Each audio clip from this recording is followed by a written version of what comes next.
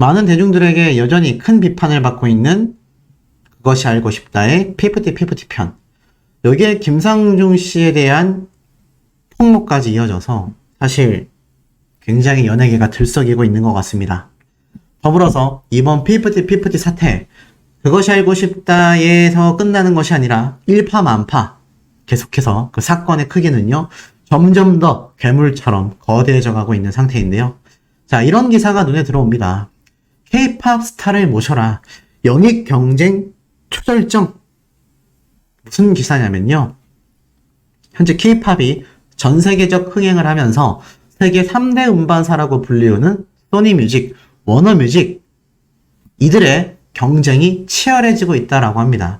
미국의 글로벌 음원 레이블이라고 할 수 있는 이 워너뮤직 그룹의 국내 자회사 워너뮤직 코리아는요, 지난해 JYP 출신의 이 보이그룹 갓세븐의 완전체 활동을 또 전담했고요.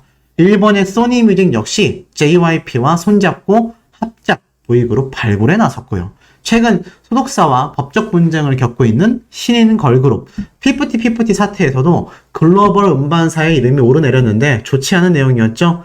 빌보드 역주행으로 관심을 모은 피프티와 소속사에게 워너뮤직 코리아가 200억 규모의 영입 제안을 했다라는 사실이 이 전속계약 분쟁 과정에서 알려졌기 때문입니다. 중요한 건요, 그만큼 이 K-팝의 스타를 모시기 위한 영입 경쟁이요, 이 각종 레이블사마다 폭등하고 있다라는 겁니다.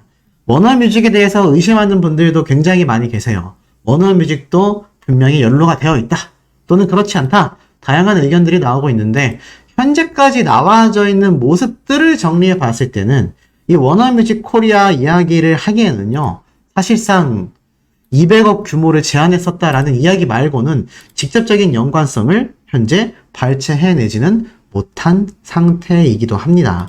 그러다 보니 많은 분들이 이 워너뮤직 코리아도 분명히 뭔가 문제점이 존재하는 것 같은데 뭔가 수면 위로 드러나지 않았다라는 이야기가 많은데, 지금 이 기사를 보면 알 수 있듯이 워너뮤직 코리아가 오죽했으면 200억을 제안하면서 안성일 씨에게 템퍼링이 있었는지 모르고 속고서 제안을 한 건지, 아니면 그럼에도 불구하고 워너뮤직 코리아가 정말 뒷배 세력이라서 그렇게 했는지는 아직 아무도 알 수 없습니다. 확실한 건 그만큼 수백억 원의 단위가 오고 가는 엔터테인먼트 업계라는 것은 확실하죠. 그래서 이 피프티 멤버들이 욕심을 냈던 게 아니냐라는 비판이 많은데, 이런 많은 의혹들과 많은 증거 자료에도 불구하고 이 그것이 알고 싶다 제작진은 황당무계한 소리를 늘어놓으면서 편파 방송을 하게 되었습니다. 결국 그 사태가 광고들이 무더기로 취소가 되는 사태까지 지금 굉장히 심각해진 상황이죠. 그러다 보니 어떻습니까? 그것이 알고 싶다의 약속, 피프티 후속 방송, 오히려 인기가요의 팀 불똥도 진화를 해야 된다. 무슨 말이냐면 그것이 알고 싶다의 사태가요, 피프티의 후속 방송이 문제가 아니라 자신들의 자사방송 프로그램인 인기가요에도 치명적인 악영향을 끼쳤다라는 겁니다. 무슨 말인지 쭉 읽어보니, 후속 방송으로 부족한 부분을 채우겠다라고 말한 이 SBS 입장문과는 다르게요. 자, 쭉 내려보면 그것이 알고 싶다를 통한 시청자들의 반감은 거셌다. 방송통신심의위원회에 민원 제기, 프로그램 폐지를 요청하는 국민청원이 등장했다. 그냥 등장한 게 아니라 지금 수만 명이 동의를 한 상태죠. 피프티 방송의 불똥은 여기에서 그치지 않았다. SBS 음악 프로그램인 인기가요에도 튀었기 때문이다. 인기가요의 팀 불똥은 그것이 알고 싶다에서 등장한 도박 장면 때문이다. 앞서 그것이 알고 싶다에서는 피프티 사태 중 정산금을 다루면서 K-팝 그룹의 탄생까지 언급하였다. 이 부분에서 그것이 알고 싶다는 소속사의 K-팝 아이돌의 데뷔, 투자에 대해 전문가의 소견을 들었다. 이 부분에서 김유나 문화평론가가 약간은 도박에 가까운 부분이 있다고 생각하거든요 라면서 성공 가능성이 낮은 만큼 많은 금액이 돌아오기 때문에 다들 그 정도의 리스크는 감수하고 투자하는 게 아닐까라고 생각합니다 라고 말을 합니다. 이어 그것이 알고 싶다는 도박장의 장면을 보여주면서 K-팝 아이돌 제작에 대한 이야기를 풀어나가게 됩니다. 도박장, 도박꾼으로 묘사된 것처럼 보여서 시청자들이 도박으로 오해할 수도 있었기 때문이죠. 그러면서 나왔던 이 자료 화면, 무대잖아요. 근데 이게 참 황당한 일이 벌어졌습니다. 알고 보니 그것이 알고 싶다가 방송을 통해 보여준 이 장면이 결국 시청자들의 비난을 불러일으켰죠. 그런데 SBS 인기가요로 그 불똥이 튀게 됩니다. 인기가요의 시청자 게시판에는 시청자들이 여기가 도박장이라는 표현을 한 비판글이 쏟아졌죠. K-POP 아이돌 제작이 도박으로 비춰진 것을 시청자들이 K-POP 아이돌의 무대를 보여주는 인기가요도 도박장이라고 받아들였기 때문입니다. 그것이 알고 싶다가 사용한 화면이 SBS 자사 프로그램을 비난의 대상으로 끌어들였기 때문이다라는 비판이 엄청 쏟아지는 겁니다. 쉽게 말해서 자신들이 도박판으로 묘사한 이 장면이 오히려 SBS 인기가요의 장면을 가져다 쓰게 되면서 어떻습니까? 이 인기가요에도 오히려 화면에 가져다 썼다라는 장면은 없지만 이 장면이 아니 SBS도 이렇게 인기가요 방송 프로그램을 하고 있잖아요. 그러니 인기가요 프로그램 게시판에도 엄청난 비난이 쏟아졌다라고 하는데 제가 한번 들어가서 보도록 하겠습니다. 자, 시청자 게시판에 들어가 보니 보이십니까? 여기가 바로 도박판입니다. K-POP을 계도하겠다는 SBS는 도박장을 당장 폐쇄하라. SBS는 K-POP을 모욕했습니다. 지금 이런 비판도 함께 쏟아지고 있다라는 겁니다.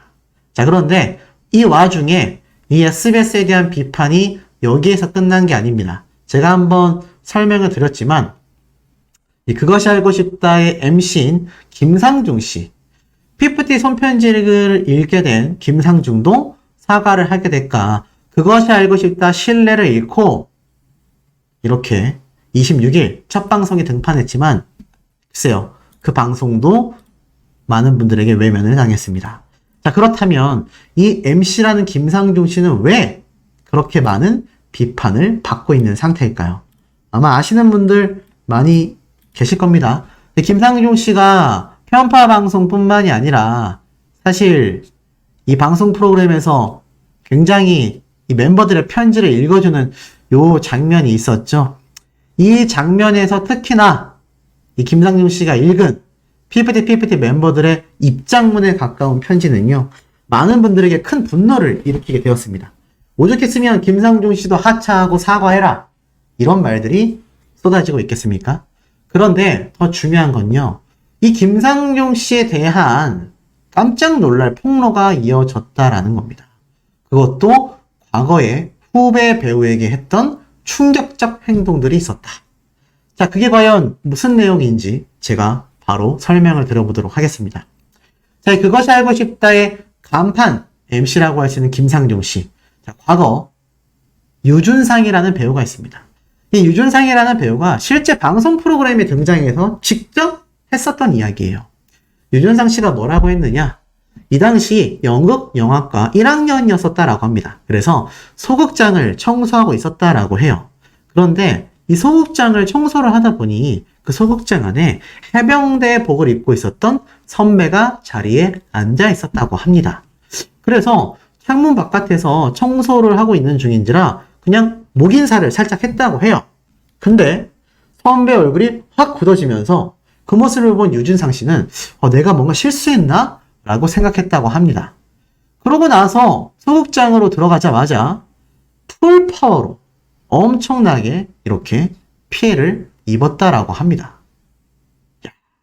충격적이죠? 물론 연극영화과가 군기가 세다라는 얘기는 저도 들었지만 글쎄요, 왜 저렇게까지 피해를 입게 됐을까요? 도대체 제가 뭘 잘못했습니까? 라고 유진상 씨는 물어보자 오히려 더 많은 피해를 입게 됐다라고 합니다. 그래서 청소 도감 쪽으로 도망을 갔다고 해요. 그랬더니 이번에는 청소 도구로 또 엄청나게 이렇게 피해를 입혔다고 합니다.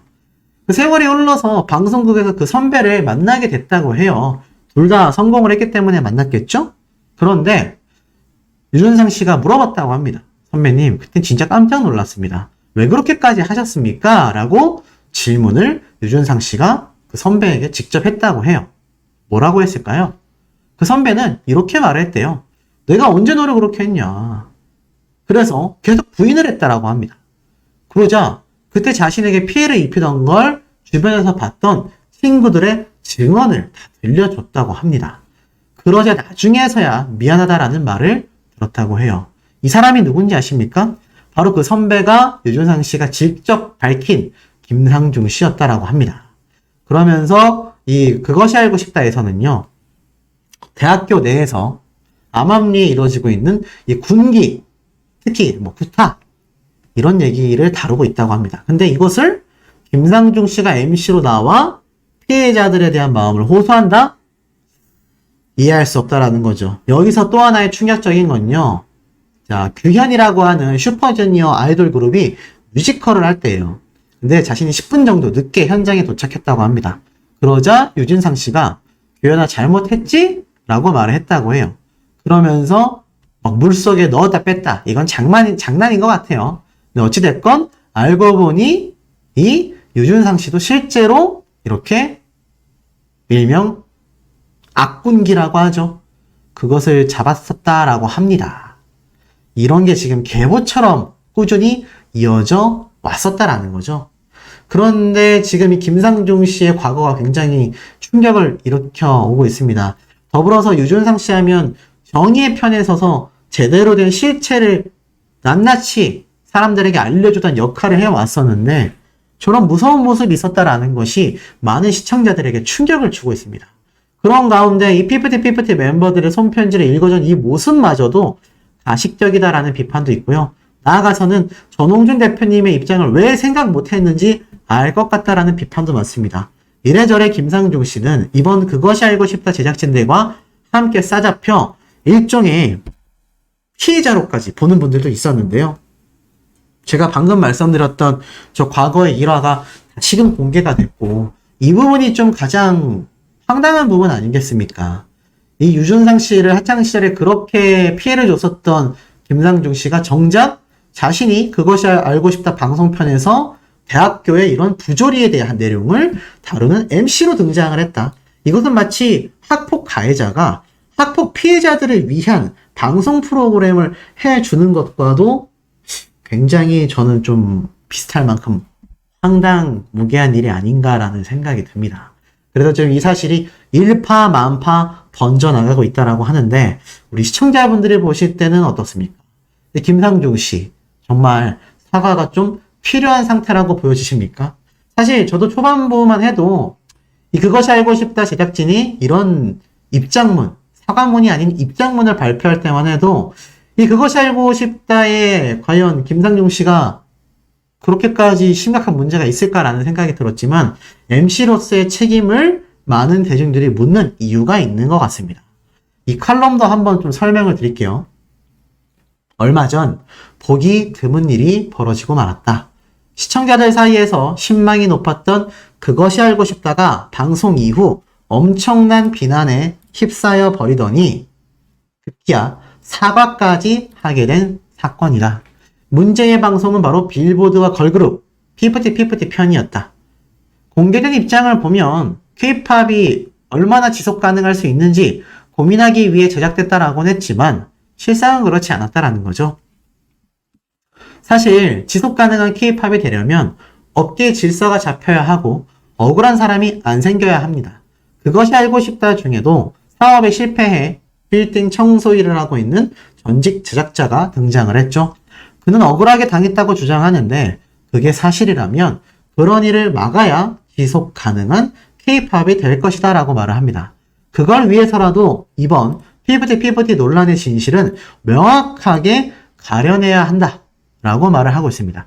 그런데 이 그것이 알고 싶다는 진실을 정확히 가리지 않고 한쪽만 두둔하여 논란을 더 키우는 억울한 쪽을 또 만들게 되고 만 것이죠.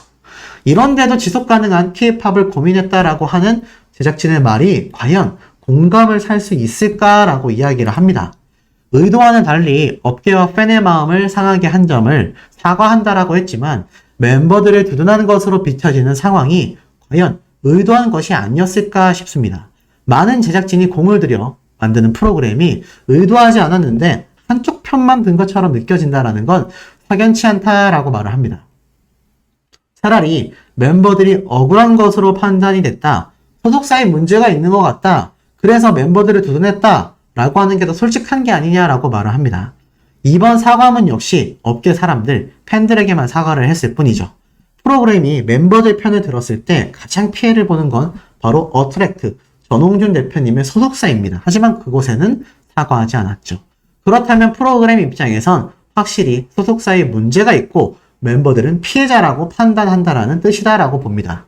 그러면 그 근거를 제시해야 하는데 방송 중에 소속사가 30억 원 이상의 빚을 멤버들에게 부당하게 지게 했다. 그 돈이 소속사로 들어온 것 같지 않다라는 내용이 나왔는데 회계 구조가 복잡해서 의아하다라는 지적도 나왔고 멤버들의 인권 억압이 심했으며 소속사의 대표가 월말 평가에도 참여하지 않는 이런 주장도 나왔습니다만 다 거짓으로 밝혀지고 말았죠. 익명의 제보자들도 굉장한 의심을 사면서 고소 조치까지 이루어진 것으로 알고 있습니다. 이러니 멤버들을 두둔하는 데만 급급한 것으로 비춰졌고 소속사와 투자자를 도박판에 탐욕스럽고 어두운 존재처럼 그리면서 멤버들은 아무것도 모른 채 소외된 존재로만 그린 것도 그런 편들기로 비춰졌다라고 말을 합니다. 물론 한쪽 편을 들 수는 있다라고 말을 합니다. 잘못한 한쪽을 질책하고 피해자의 억울함은 풀어줘야 하기 때문이죠. 하지만 그러기 위해선 객관적 취재를 통해 충분한 근거를 제시해야 한다라고 말을 합니다. 이 부분이 약했기 때문에 사과를 하여도 여론이 부정적이라는 거죠. 그것이 알고 싶다의 내용은 매우 전형적이고 도전적이었으며 과거 소속사와 아이돌의 분쟁에선 유래 소속사의 탐욕과 불투명성의 문제가 부각이 됐었습니다만 이제는 무조건 아이돌 편만 들면 안 되는 그런 시대가 온 겁니다. 결국 이런 프로그램을 본 것에 공감하는 시청자는 별로 없었다라고 말을 하죠. 그것이 알고 싶다가 버닝썬 사태에도 별다른 근거 없이 그 사태의 핵심이 승리 등 연예인들이라는 식으로 방송을 하여 의심을 샀었습니다.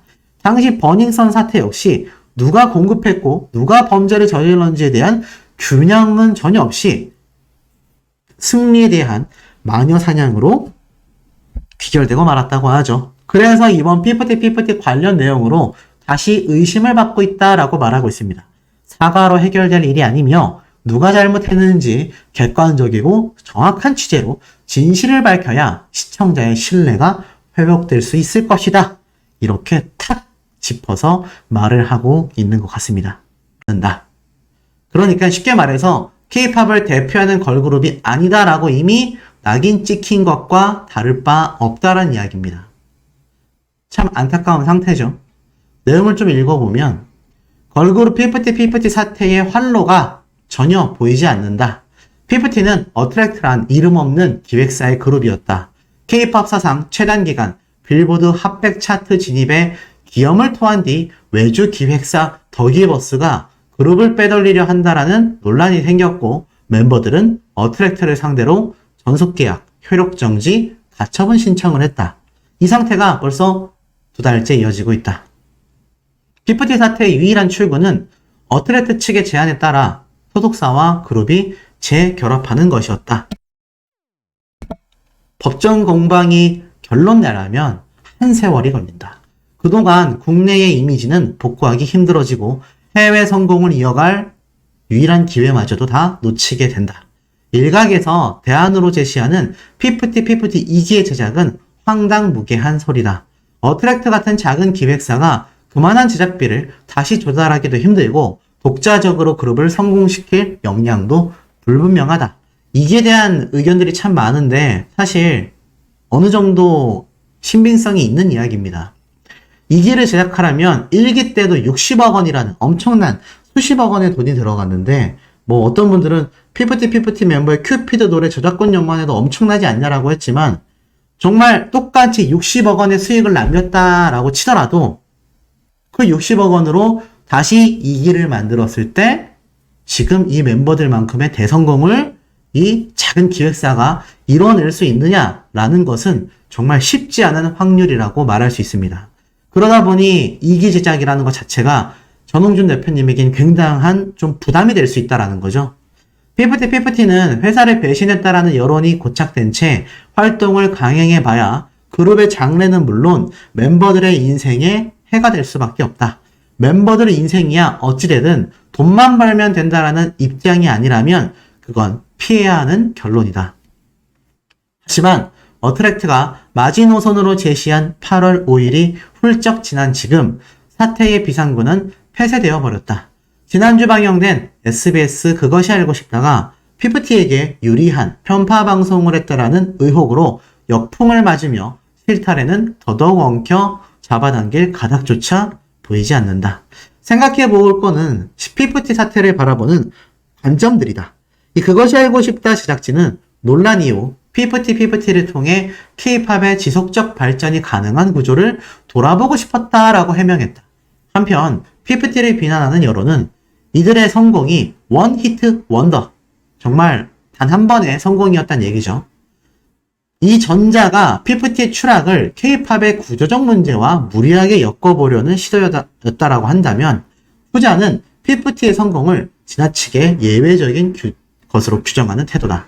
다른 한편 피프티의 빌보드 입성 직후에 K-팝의 역사를 새로 썼다라는 피상적 수사가 언론의 지상을 뒤덮었었고 이는 성공을 K-팝의 성취로 편입시키려는 태도이다.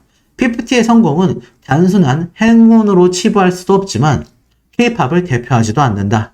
오히려 K-팝에 대한 그 비대표성이 그들을 둘러싼 여러 상황에 대한 열쇠이다. 피프티의 사태는 K-팝의 구조를 돌아봐 사례로선 산업의 관례와 동떨어진 부분이 많다. 별개로 놔야 한다라는 겁니다. 소속사와 아이돌 사이 전속계약 분쟁은 흔한 사건이지만 데뷔 직후에 이런 일이 벌어지는 경우는 매우 드물다. 객관적으로 드러난 사실을 봐도 중소기획사의 신인 그룹이 1인 1실, 숙소와 영어 레슨까지 제공받는 건 K-팝 산업의 이면에 깔린 어둠과는 굉장히 거리가 멀다. 그것이 알고 싶다 제작진이 K-팝의 지속 발전 가능한 구조를 돌아보고 싶었다면 오히려 중소기획사가 기적적으로 거둔 결실이 지속되지 못하도록 분쟁을 만든 이 정황들과 주체를 더 엄정하게 들여다보는 것이 옳았을 것이다. 작은 기획사가 일군 성공에 대한 권리가 보장받지 못하고 큰 자본에 의해 전유되는 사례가 관행이 된다면 K-팝 생태계의 저변과 공정성을 해칠 것이라고 누구나 동의할 수 있다. 현 사태 선행 사건이 된 피프티의 노래 큐피드의 흥행 역시 성공 비결을 다른 각도에서 짚어볼 수 있다. 많은 매체들이 분석을 내놨고 해외 시장 맞춤형 프로듀싱과 틱톡에서의 유행 등을 원인으로 진단했다. 유효한 의견이지만 근본적인 성질을 짚어보면 큐피드가 해외의 일반적인 청취자들, BK-팝 팬덤에게 인기를 끌었다라는 사실이 가장 중요하다. 국내는 물론 해외 K-팝 씬 내부에서 아무런 지분이 없었던 그룹의 인지도를 봐도 무엇보다 빌보드 핫백 차트인 기간을 봐도 명백하다라고 말합니다.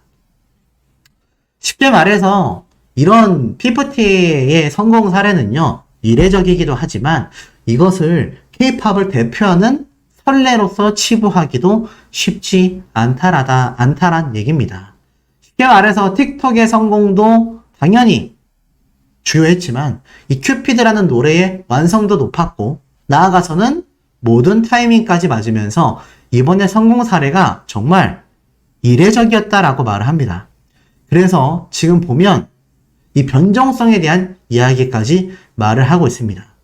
쉽게 말해서 K-팝의 시대가 다시 한번 한계를 뛰어넘을 수 있는 성공 사례로서 평가받을 수 있었는데 그 피프티 사례가 참 어둡게 안 좋은 악례로 남고 있다라는 거죠. 자, 이런 가운데 이런 피프티 멤버들에 대한 비판과 분석을 전문가들이 이렇게 쏟아내고 있지만 이번 그것이 알고 싶다 사태가 굉장히 많은 여론을 새롭게 생성해냈습니다. 그것이 무엇이었겠습니까? 바로 피프티 멤버들이 불쌍하다. 전홍준 대표도 나쁜 사람이다. 이런 황당한 의견들이 나오게 되었다라는 것이죠. 그러다 보니 여기에 휩쓸린 연예인도 존재했습니다. 바로 손수연 씨죠. 이 손수연 씨가 PPT에 했던 중요한 이야기는 바로 그것이 알고 싶다 후속 방송에서 만약 편파 인터뷰가 이루어질 경우 계약 정지, 가처분 인용의 증거로 쓸 수 있다. 굉장히 충격적인 기사가 오늘 올라왔습니다. 쭉 한번 읽어드릴게요. PPT 측이 증거, 참고 자료로서 제출 가능성이 있다. 어트랙트 측은 제출 여부가 있었는지 확인이 필요하다. 쉽게 말해서 편파성 논란에 휩싸이며 제작진이 공식 사과하는 사태를 빚은 SBS 시사 프로그램 그것이 알고 싶다 방송편의 일부 전문가 인터뷰와 내용 등이 걸그룹 PPT와 소속사 어트랙트 간의 전속계약, 효력정지, 가처분 신청에서 PPT 측에 유리한 증거나 참고로 활용될 수 있다는 우려가 제기가 됐습니다. 왜냐하면 이날 방송에서 해외 K-팝 칼럼니스트라고 소개된 제프 벤자민, 알고 보니 더기버스의 직원과의 연결고리가 모조리 공개가 됐죠. 근데 어찌됐든 이런 인터뷰를 했습니다. CEO들은 언제나 자금 마련을 해서 다른 회사를 설립할 수 있다. 김상중 씨 역시 멤버들을 둘러싼 어른들 대부분이 욕망의 계산기를 두드리기 바빴다. 아티스트가 제작사를 선택할 권리를 줘야 한다라는 등 PPT 멤버들에게 유리한 방향으로 해석될 소지가 있는 발언을 하게 된 것이죠. 상표권에 정통한 특허 법률사무사 변리사인 서유경 변호사 역시 이 제프 벤자민의 섭외는 문제가 있다라고 합니다. 피상적으로 본다면 제3자의 객관성을 가지고 있는 것처럼 보도했는데 이 사건에 대해 전혀 공정성을 기대할 수 있는 인물이 아니다라고 말을 합니다. 그것이 알고 싶다의 보도가 현재 PPT 사건과 관련하여 어트랙트 측이 공정한 재판을 받을 권리를 침해할 수 있다라고 한 것이죠. 이 변호사는 제프 벤자민이 과거 PPT 멤버를 빼내려 한다라는 외부 세력으로 지목받은 더기버스 안성일 씨와 소속사에 속한 가수 손승연 씨와 인터뷰를 하고 우호적인 기사를 냈으며 아시다시피 더기버스의 직원과 사적으로 만난 사진이 게재된 것 역시 글쎄요 문제될 수 있다는 겁니다. 그리고 이익 형량을 언급했는데 이익 형량이라는 것은 현재 신뢰 파탄으로 인한 가처분 신청을 인용할 때 굉장한 목소리가 높은데 판사들은 궁극적으로 이익 형량을 고려하기 때문입니다. 현재 상황을 당사자들의 문제만이 아니라 이 사건이 K-팝 비즈니스 전체에 어떤 영향을 미치는지 공익적인 판단까지 할 것인데 지금 그것이 알고 싶다 방송 프로그램 전체의 흐름이 이 공익성까지 침범하고 있다는 거죠. 이익 형량이라는 것 자체가 당사자 간의 대립이 심하고 합의점을 찾기 어려울 때 보다 공익적인 방향으로 판단을 내리게 됩니다. 즉 빌보드 등에서 괄목할 성과를 낸 PPT의 멤버들이 활동 지속되는 것 자체가 K-팝 시장 전체에서 필요하다라고 본다면 이익 형량에 근거하여 그들이 제기한 전속계약, 효력정지, 가처분 신청을 받아들일 가능성을 배제할 수 없다라는 거예요. 왜냐하면 가처분 신청이 인용된다면 제가 앞선 영상에서 말씀드렸죠. PPT의 독자적 활동이 가능하기 때문입니다. 또한 그것이 알고 싶다 인터뷰에 참여한 해외 평론가들이 K-팝 비즈니스를 객관적이고 공정하게 바라보는 인물처럼 묘사했기 때문입니다. 그러니 PPT의 영향력과 파급력까지 종합적으로 고려해 본다면 그들의 인터뷰를 이 소송에 참고해달라 이렇게 말할 수 있다는 얘기예요. 만약 이런 우려대로 그것이 알고 싶다의 내용과 인터뷰가 증거 또는 참고 자료로 제시가 된다면 어트랙트의 증거 기피 신청에 대한 이야기도 나옵니다.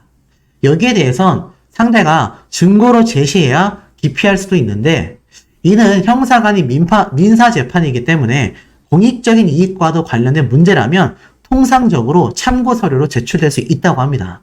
증거 자료로 제출될지 혹은 참고 자료로 제출되는지를 구분해서 어트랙트 측이 굉장히 명확하게 이 부분을 살펴봐야 한다라고 말하고 있습니다. 이어서 그것이 알고 싶다는 공중파 방송인데요. 취재진들이 취재를 마쳤다라는 것이 전제가 된 내용이기 때문에 증거 자료로 될 가능성이 더욱 높다라고 말하고 있습니다. 만약 그런 일이 벌어진다면 어트랙트는 그 증명력에 대해 탄핵 절차에 들어가 반박 자료를 내려야 하고 그런 경우에는 가처분 재판 자체가 굉장히 길어진다고 합니다. 참 황당하죠. 여기까지 PPT와 더기버스와 그것이 알고 싶다 제작진은 내다본 것일까요? 전 잘 모르겠습니다. 하지만 누리꾼들은 그렇다라는 의견이 굉장히 많이 쏟아지고 있으며, 나아가서는 후속 방송에서 PPT 멤버들의 직접 인터뷰라던가 추가 자료를 받아서 또 방영을 하게 된다면 이렇게 재판에서 참고 자료나 증거 자료로 사용될 확률만 더욱더 높아지게 된다라는 겁니다. 참 황당무계하지만 이러한 것들이 현실로 이루어지고 있다는 것이 더 소름 돋지 않나라는 생각이 듭니다. 기존에도 존재했었다라고 알려져 있는 템퍼링 사건에서요, PPT 멤버들의 사건으로 정점을 찍어버렸다라는 생각이 듭니다.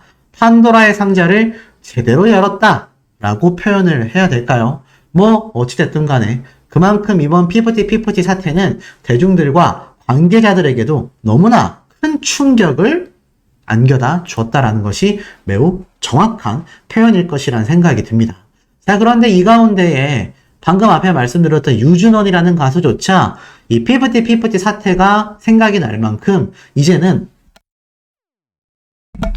가요계에서 벌어지는 부당함과 템퍼링과 같은 사태들은 더 이상 좌시할 수 없는 일이 됐다라는 겁니다. 지금 이걸 보면요, PPT 사태가 얼마나 심각한지 알 수 있습니다.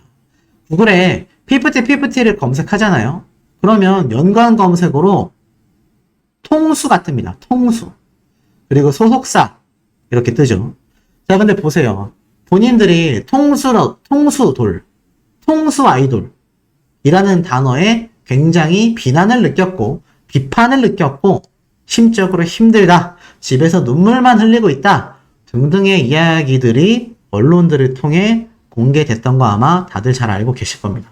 그런데 생각해보면요, 그러한 사태 과연 누가 야기시켰다라고 할 수 있겠습니까? 멤버들 스스로가 야기시켰다라고 이야기해도 결코 과언이 아닌 상태입니다. 이제는 자신들의 이미지에서 통수돌이다 라는 이미지를 벗겨낼 수 없는 그런 심각한 사태에 접어든 것이 바로 PPT 멤버들이라고 할 수 있겠습니다. 그런데 더 황당했던 건 이러한 이야기예요.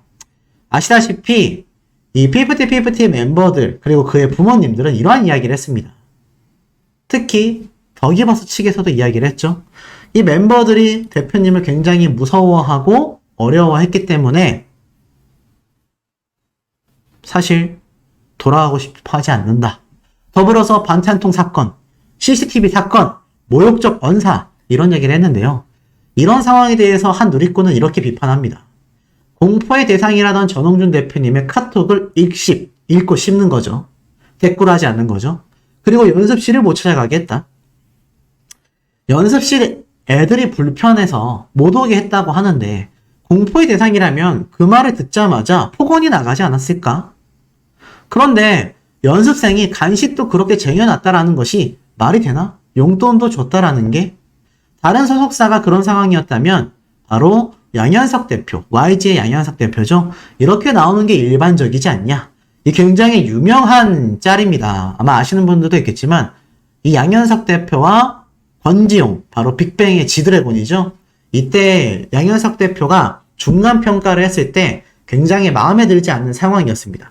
그런데 이 권지용, 지드래곤은 연습생 기간만 이미 6년 정도 됐었던 상태이죠. 그런데 이 사태가 마음에 들지 않자 양현석 대표는 웃으면서 이렇게 말을 했습니다. 지용아, 6년 연습하다가 집에 갈래?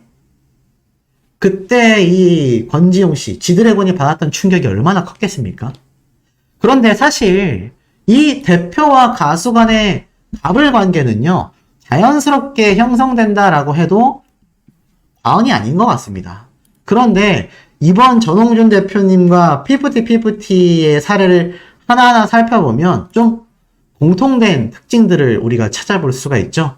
대표님들이 멤버들에게 너무나 잘해주었다라는 겁니다. 그런데 지금 정말 그들이 말하는 갑질의 위치에 서 있었던 대표님이다라고 하기에는 이 대표님이 멤버들에게 해줬던 수많은 배려들과 지원이 너무나 막대했다라는 겁니다. 그러니 이거 사실 많은 대중들이 바라볼 땐 어떻게 생각하겠습니까? 정말 전홍준 대표님이 그 정도의 갑질을 했다라고 말할 수 있을까? 그게 말이 되는 건가? 이런 이야기들을 좀 당연스럽게 꺼낼 수밖에 없는 것 같습니다. 그만큼 이 전홍준 대표님의 이번 사례가 많은 대중들이 바라보기에도 그게 말이 되나? 라는 이야기들이 자연스럽게 쏟아지고 있다는 거죠. 더불어서 그런 전홍준 대표님을 더더욱더 비참하게 만든 바로 폭로자들이 있었죠. 모자이크를 치고 나왔던 이 폭로자들. 많은 분들이 도대체 저 사람이 누구고 저 말이 사실이라면 전홍준 대표 역시 믿을 수 없겠구나. 정말 나쁜 사람이었나 보다. 라는 오해를 충분히 불러일으킬만 했었다라는 겁니다. 그런데 지금에 와서 저 인터뷰한 당사자, 제가 알기로는 전홍준 대표님이 아마 함께 고소 조치를 한 것으로 알고 있습니다. 그리고 저 당사자가 누군지조차 모르겠다 라고 이야기를 했던 전홍준 대표님의 증언은요, 이미 일파만파 번져나갔죠. 그리고 도대체 이 사람이 누구인지 아직도 오리무중에 빠져 있습니다. 특히 이 사람은 이 당시 때 이런 말을 했었죠. 오히려 이 노래가 갑자기 잘 되자 나도 한번 돈을 좀 벌어보겠다 라는 걸로밖에 전홍준 대표님이 보이지 않았다. 정말 충격적인 발언이었죠. 정말 돈 좀 벌어보겠다라고 했다면 더욱더 갑질을 할 수 있었지 않겠습니까? 이런 황당한 이야기들이 끊임없이 번져가고 있다 보니 이 그것이 알고 싶다 사태는 그야말로 굉장한 비판을 받고 있습니다. 그래서 그것이 알고 싶다 폐지 청원이 쏟아지게 된 거죠. 한 누리꾼은 이러한 말도 합니다. 그것이 알고 싶다 폐지 청원이 통과해야 하는 이유가 있다. 방송사의 부패, 나 역시 피해자다. 그것이 알고 싶다 폐지 청원을 한 지 며칠이 지났는데 10,000명의 간신이 넘었다라는 소식을 듣고 나만 동참해서 될 일은 아니라 판단하여 자녀들과 이 문제를 식사하며 이야기한 뒤 아들들 모두 청원에 동참했습니다. 공정성 기반의 공중파 방송이 어떤 한편에 치중되었다라는 것을 모두가 인정한 이상 앞으로 시사 프로나 뉴스를 공정성에 대해 의심해야 하고 시청자 스스로 크로스 체크를 하며 판단해야 하는 부담스러운 화제가 되었습니다. 이 사실이 도저히 용납이 되지 않고 우리 아들들이 살아갈 미래가 매우 걱정이 됩니다. 부패의 시작은 어느 순간부터였겠지만 부패의 척결을 모두가 한마음이어야 해낼 수 있다고 생각합니다. 그래서 청원에 동의했고 이제 모든 방송사들이 경각심을 가지고 정신을 차려야 한다고 생각합니다. 그래서 그할 청원이 통과가 되어 모든 방송사들을 대표해서 혹독한 죗값을 치르고 앞으로 모든 방송들과 뉴스들이 가짜 뉴스를 퍼뜨리지 못하도록 우리가 한마음으로 움직여야 합니다. 나만 아니면 돼가 아니라 절대 용납할 수 없는 일이 되어야 그들도 두려워할 대중의 잣대에 함부로 대중을 개돼지로 보며 여론을 조작하는 일을 못하게 할 수 있습니다. 훗날 내게 여론이 필요한 불리한 상황이 일어날 수도 있는데 누구 하나 또 다른 피해자가 없도록 방송이 공정성을 지킬 수 있게 그것이 알고 싶다는 청원되어야 합니다. 라고 이야기합니다. 실제로 이제 10,000명의 동의자 수가 돌파됐습니다. 그것이 알고 싶다 제작진은 너무나 초조한 상태라고 할 수 있겠죠. 그것이 알고 싶다에 등장한 PFT 멤버들의 증언자들, 또 PFT 멤버들 본인들 역시 굉장히 초조함과 분개함을 느끼지 않겠나라는 이야기들도 대중들을 통해서 많이 쏟아지고 있는 상태입니다. 그 이유가 무엇이겠습니까? 자신들이 의도했던 바와는 전혀 다르게 흘러가는 이 작금의 사태를 과연 이 멤버들이 쉽게 인정할 수 있겠느냐라는 겁니다. 자, 어찌됐든 이 사태에 대하여 이러한 기사까지 올라왔습니다. 그것이 알고 싶다의 허술함을 이야기한 거죠. 연좌제냐? 자, 바로 이 예고 없이 찾아간 궁금한 이야기 Y를 본 시민들의 반응이 터져 나옵니다. 자, 궁금한 이야기 Y가 방송이 됐어요. 최근 신림동 사건 다 알고 계실 겁니다. 근데 이 같은 방송사의 그것이 알고 싶다가 걸그룹 PFT 관련으로 인해 신뢰도가 제로 수준으로 떨어진 상황이었기에 같은 방송사의 또 다른 프로그램인 궁금한 이야기 Y에는 많은 분들이 기대가 굉장히 큰 상황이었고 진짜 이 신림동 사건은 한 여성이 너무나 황당하게끔 공원으로 가던 산책길 중에 말도 안 되는 피해를 당한 충격 사건이었습니다. 그래서 이것을 낱낱이 파헤쳐 주길 바랬죠. 그런데 이 최윤종 씨에 대한 취재 과정에서 그의 가족 거주지로 향해 동의 없이 촬영을 하고 또 방송까지 하게 되어 논란을 일으키게 됩니다. 그래서 이 궁금한 이야기 Y에는 제작진이 최윤종 부모의 거주지를 예고 없이 찾아가 인터뷰를 시도하다 문전박대를 당하는 모습이 담기게 됩니다. 시민들 사이에서는요, 연을 끄는 부모님이라고 하던데 제작진이 선을 넘은 게 아니냐라는 이야기도 많았고요. 최윤정은 이미 구속이 되어 부모의 자택에 기거하지 않는데도 찾아간 것은 명백히 제작진의 실수다라는 이야기도 쏟아지고 있습니다. 결국 이런 사태가 나온 것은 사실 이번 피프티 멤버들의 그것이 알고 싶다 편파 방송 논란이 너무 커졌기 때문이라는 생각이 듭니다. 이 많은 시청자들이 바라볼 때는 야, 이거 너무 SBS 방송사 자체가 좀 심각한 문제점을 지니고 있는 게 아니냐, 이런 말들도 굉장히 많이 쏟아지고 있습니다. 그만큼 허술하게 취재해서 그만큼 허술하게 방송을 하니 애시당초 이런 문제점들이 지금 생겨나가고 있는 것이 아니냐, 이런 말들도 굉장히 많이 쏟아지고 있는 현재의 상태입니다. 아마 많은 분들이 어느 정도 공감을 하실 거라는 생각이 듭니다. 어찌됐든 간에 이 SBS 사태, 여기에서 끝일까요? 그렇지 않았습니다. 그것이 알고 싶다 폐지되기 이전에 담당 PD와 그리고 SBS 사장 청문회까지 세워야 되는 거 아니냐. 이제는 그것이 알고 싶다의 폐지만이 아니라 국민청원을 뛰어넘어서 청문회에 세워야 한다라는 의견들도 심심치 않게 쏟아지고 있습니다. 그만큼 그것이 알고 싶다 사태에 대해 많은 분들이 큰 실망을 느꼈기 때문이죠. 더불어서 그것이 알고 싶다의 SBS PD가 굉장히 충격적인 사람을 인터뷰하려고 접촉했었다라는 이야기가 지금 폭로되어 난리가 났습니다. 자, 보면요, 이렇게 한 외국인이 있습니다. 이 외국인에게 그것이 알고 싶다 제작진에서 직접 이렇게 인터뷰 요청을 합니다. 이 내용을 대략 해석해보면 이래요. 안녕하세요. SBS 사회 다큐 프로그램 그것이 알고 싶다의 PD입니다. 현재 K-POP 걸그룹 피프티가 어떻게 해외에서 인기를 얻고 있는지 조사하고 있습니다. 8월 12일 이전에 합의된 시간에 인터뷰를 하실 수 있습니까? 이렇게 DM을 보냈습니다. 그런데 중요한 건요, 이 외국인이 어떤 사람이냐? 보이십니까? 본인이 직접 적은 글을 한글로 번역한 거예요. 전 대표는 내가 할 수 있는 한 멤버들에게 상처를 주겠다. 저를 상대로 한 소송을 취소해야 제가 처리할 능력도 권리도 없는 계획된 사업들을 다 망칠 수 있다고 말했다. 허위 사실이죠. 또 있습니다. 전홍준 어트랙트 대표. 솔직히 저는 성격이 까칠한 편입니다. 아티스트와 이야기할 때 주저하지 않아요. 살 좀 빼라, 노래 연습 좀 해라 등 듣기 싫은 말을 거침없이 쏘아붙이는데 그게 제 역할이라고 생각해요. 허위 사실이죠. 건강정보 공개는 전 씨가 언론과의 인터뷰에서 외부 세력에 대해 이야기하는 과정에서 발생했습니다.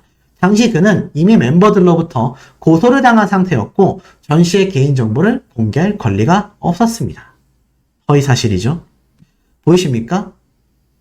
지금 보면요, 엄청난 비난과 비판 조롱글, 허위 사실까지 쏟아내고 있습니다. 데뷔한 지 반년도 안 된 4명한테 80억 썼다고 주장. 이건 의심스러운 수준이 아니다. 이미 횡령이다. 팩트이다. 충격적인 엄청난 비방글이 잔뜩 있었습니다. 근데 왜 이 사람을 SBS PD가 인터뷰하려고 했냐라고 하는 겁니다. 해외에서 이렇게 전홍준 대표님을 비방하고 허위 사실을 지금 유포하고 있는 이런 당사자를 왜 SBS PD가 취재를 하려고 했었느냐? 굉장한 의문점이 아닐 수 없습니다.